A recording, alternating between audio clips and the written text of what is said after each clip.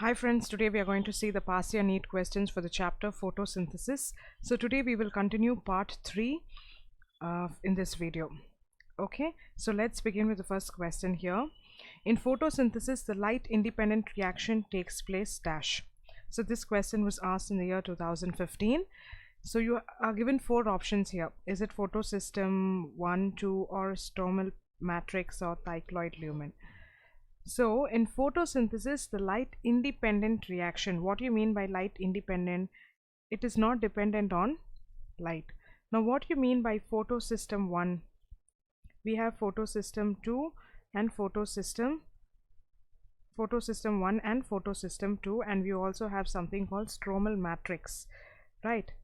See, photosystem 1 can be described, see this process, if you see, it depends upon light.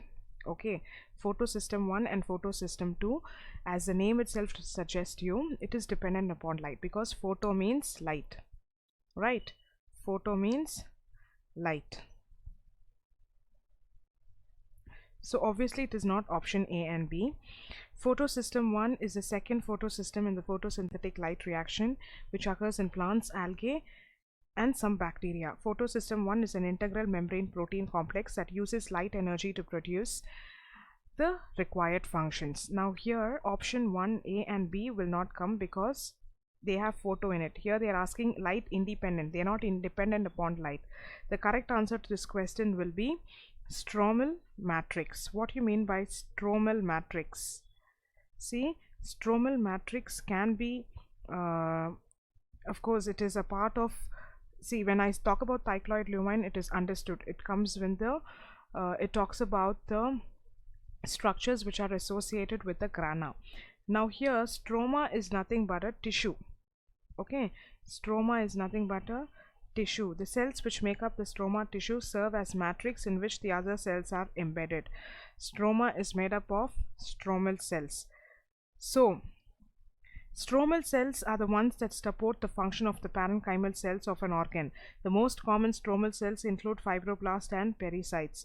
The interaction between stromal cells and tumor cells always play a major role in the cancer growth and progression. So this is just I need to give you an introduction of what is stromal cells. See, stromal matrix is different, stromal cells are different.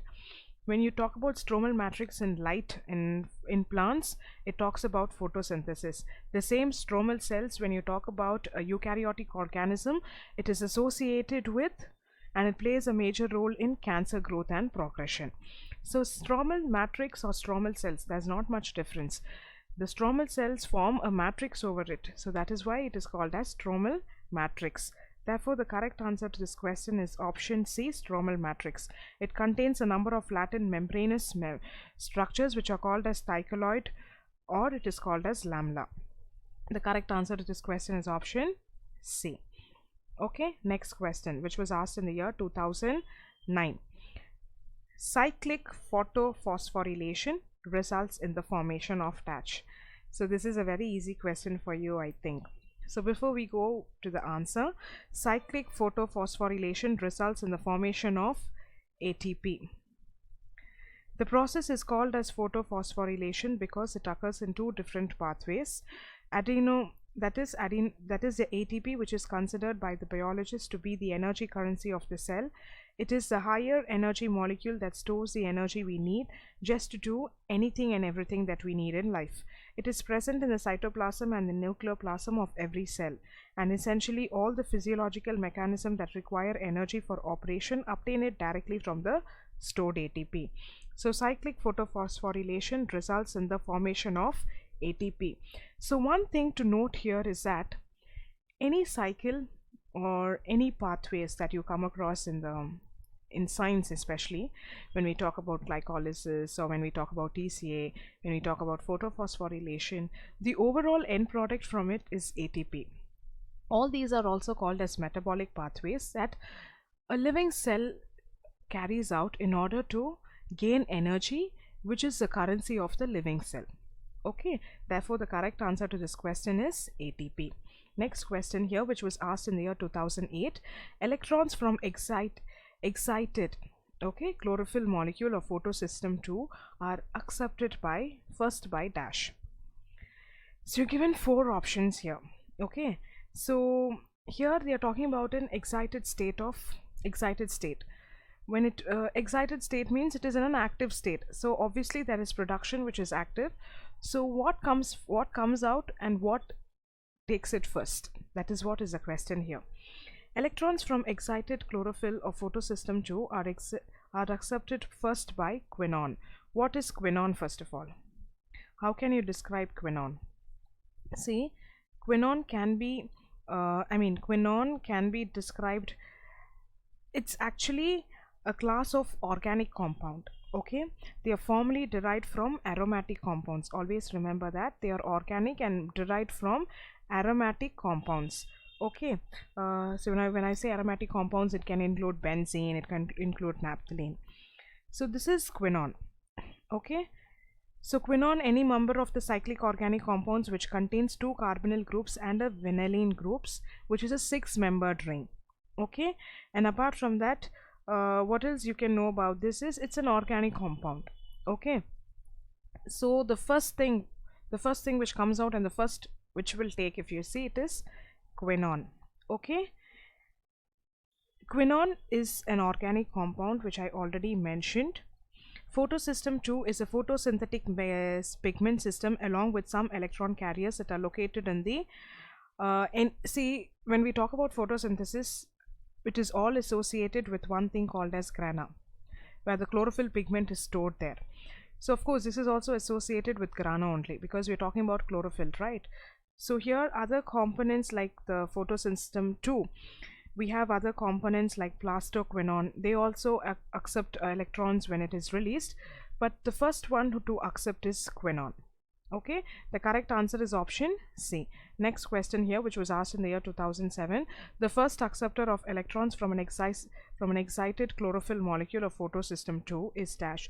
So this, I think it is a repetitive question but asked in a different mode. There, if you see, they have put the electrons from excited chlorophyll and they put the question last, but here they are asking us the question directly. It is the same answer, right? The answer is quinone. The first acceptor of electrons from an excited chlorophyll molecule of photosystem II is quinone. We just now discussed it in the earlier question here. Right. See, never mind, since because it is repeated, it's not a mistake here. We are just showing you the frequency of the question. Okay, see, it is asked again in 2007 also, the same question. I also explained why is this answer. So quinone is a organic compound that is derived from aromatic compounds like benzene, naphthalene, for example. So the answer is option C. Next question here, which was asked again in the year 2007. The wavelength of light absorbed by, what do you mean by PR from the phytochrome is dash. The PR from absorbs light between 660 to 680 nanometer. Now what is PR? Are we denoting to some phytochrome? PR in phytochrome. Okay, see, when we talk about these kind of scenarios, we are talking about the color. Okay, we are talking about the color here, the absorption. So PR stands for phytochrome, so don't have to worry. PR stands for phytochrome. And what is PFR? What is PFR? So we were talking about phytochrome, right? The biologically inactive form of phytochrome, PR, will be converted into a active form, which is a PFR. So what does PFR stand for now? It's the same phytochrome, but it is converted to a biologically active form. Okay, now coming to the solution here. So here the question is the wavelength of light absorbed by the phytochrome is dash. So always remember, it absorbs light between 660 to 680 nanometer and absorbs at a peak of, so when is a peak? If you see, it is 666 nanometer. It is in the form synthesized in the dark ground of this is especially seen in the seedlings where they grow. When phytochrome absorbs red light, it is converted to the PR form. So the PR is inactive form. When it is converted to PFR, it is biologically active form. Always remember this. Therefore, the correct answer to this question is option A, 680 nanometer. Now moving on to the next question here, which was asked in the year 2006. In Photosystem 1, the first electron acceptor is dash. So in Photosystem 2, we saw the first electron acceptor is quinone. Now how about Photosystem 1 now? Now in Photosystem 1 or Photoact 1, it's also called as Photoact 1, where the electron is released by which P700 is accepted by the substance which has an iron sulfur protein. So it is not cytochrome, ferredoxin or plastocyanin. It is iron sulfur protein. Okay, and this is actually denoted as, okay, which is thus reduced, and it passes these high electrons to oxidize ferredoxin and gets reduced here. So further reduction, of course, it moves to ferredoxin, but initial acceptance is from the iron sulfur protein. So always remember, when you talk about Photosystem 2, the acceptance is from quinone, and the Photosystem 1, the acceptance is from a iron sulfur protein. Okay, so that is what is given in the solution part. So here you can see, from this reduced FD, these electrons are passed to FAD, which is now reduced to FADH2, and then the electrons and hydrogen are accepted by the NADP, and then it makes up to NADPH2. Hence here the Photosystem 1 will end. Okay, therefore the correct answer is option C. So now moving on to the next question, which was asked in the year 2001. Which pigment system is inactivated in red drop? This is a very easy question, because we just now saw in the earlier questions, we spoke about Emerson enhancement red drop experiment, where we talked about the limiting factors, and there we spoke about the increase in photosynthesis rate. That is the overall experiment that was Emerson trying to tell us, and that was carried out in the Photosystem II. Okay, the reduction in the rate of photosynthesis in monochromatic light, okay, in monochromatic light of more than 680 nanometer is called as red drop. So what is red drop? The reduction of the rate of photosynthesis using a monochromatic light. What do you mean by monochromatic light? Mono means single, light. Mono means single. So that is what they are telling here. The reduction on the rate of the photosynthesis in a monochromatic light more than 680 nanometer will occur in Photosystem 2, and this is called as red drop. Okay, we already spoke about it a lot, so haven't explained much. Always remember, whenever we talk about Emerson red drop experiment, it talks about the rate of photosynthesis.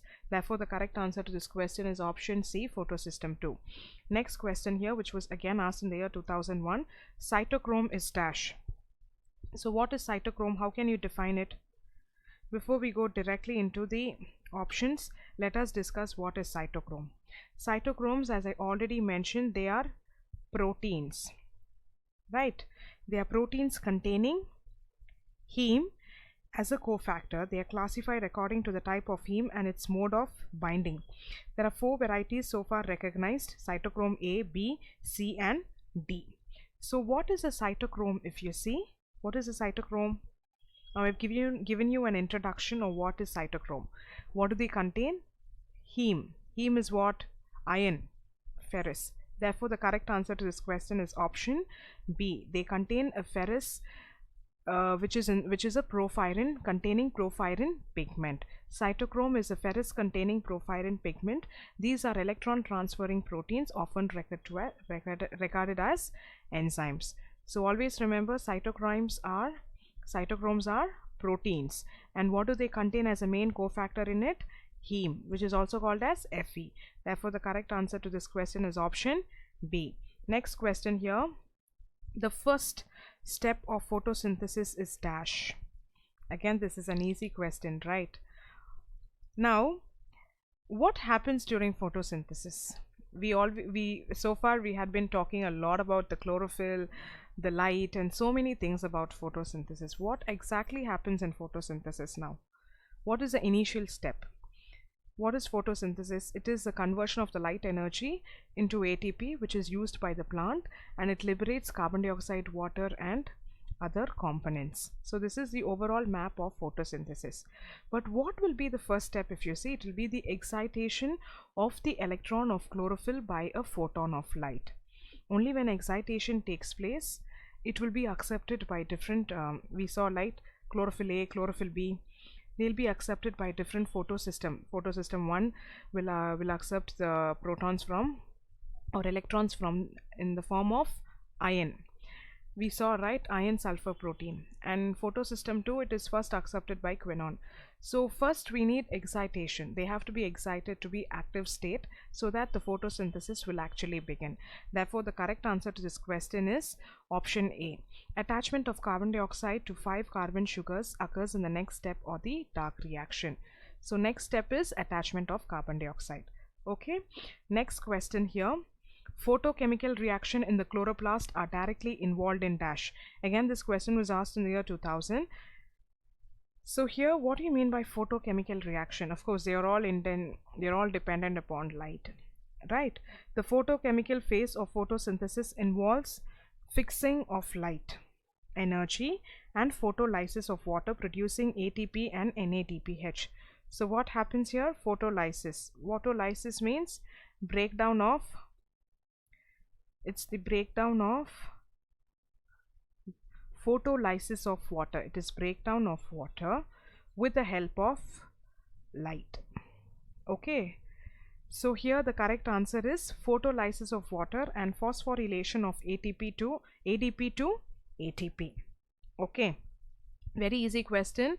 Always remember, when we talk about photochemical reaction in chloroplasts, we will have a process called photolysis.